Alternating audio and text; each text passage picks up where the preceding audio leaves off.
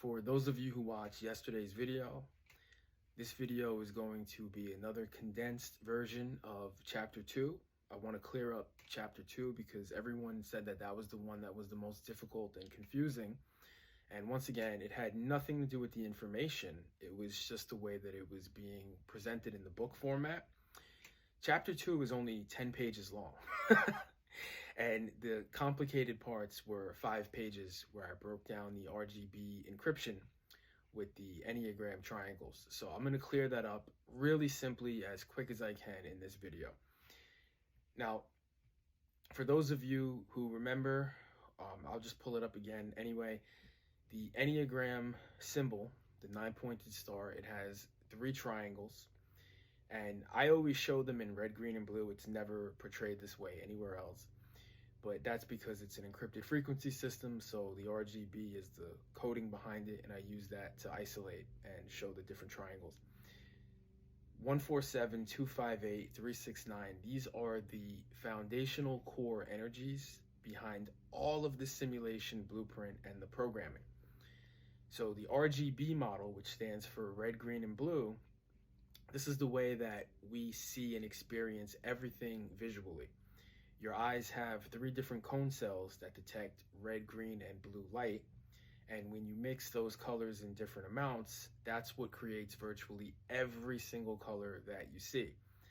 In the RGB model, there are 3 different tiers of colors. You have primary colors, which are the RGB, red, green, and blue. The secondary colors, which is another set of 3, it's cyan, yellow, and magenta, which is abbreviated CYM. And then you have the tertiary colors. There's 6 of them in this set, and that's orange, azure, rose, violet, chartreuse, and spring green.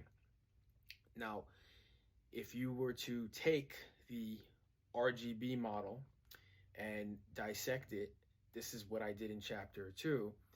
The secret behind it is that RGB is actually just code for 147, literally letter to number. So R, red, is 1, green, G, is 4, and then blue, B, is 7. When you mix the primary colors, you get the secondary colors. This is how they're created.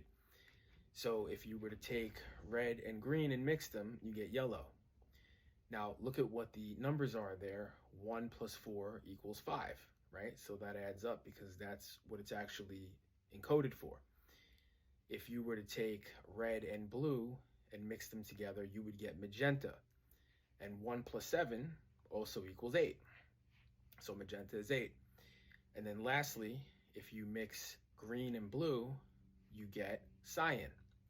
And 4 plus 7 is 11, but 11 gets turned into a digital root because you have to always convert double-digit sums into a digital root, a single digit, because just like with color, when you mix them, you don't get multiple colors, you get one unique color. And numbers are just energies. So when you fuse them together, it turns into one new unique energy. So all of the math in the simulation is based on digital roots. So 4 plus 7 equals 2, because 4 plus 7 is 11, and then 1 plus 1 equals 2. Right? So this is the secret behind the RGB model. And now CYM and RGB, when you mix the primary and secondary colors, the same way that I just showed you, this is where the tertiary colors come in, and you'll see that they mathematically map out every single time. Again, this is the actual blueprint of the simulation. I'm not making this up. Not only does it map out mathematically and through the colors, but it's encrypted into everything else as well. So I wanted to touch on one last thing to keep the video as short as I can, but this is an important part. In the book, I use the example of the secret behind the Jed pillar, the Ankh, and the Waz scepter in ancient Egypt. Everyone's always trying to figure out what the Jed pillar is, and they get it all wrong because they're looking in the wrong places and they're missing this giant piece of this foundational information of the blueprint. So the Jed pillar is actually the energy generator that creates the frequencies, the 3-digit frequencies of the avatars. Because in base reality, the light being, the soul, has to sync with the virtual avatar, and they do that through the process of those 3 tools. So the Ankh is actually just a tuning fork. The Was scepter is what grounds and binds the different energies between the tuning fork and the Jed pillar. And the Jed pillar is what generates the frequency in the first place. And that's why when you see Jed pillars, they're always depicted with different layers of colors and stacks. And it's always usually red, green, blue, or cyan, yellow, magenta. And this is not a coincidence. It's because that is the energetic coding for the frequencies like I just walked you through.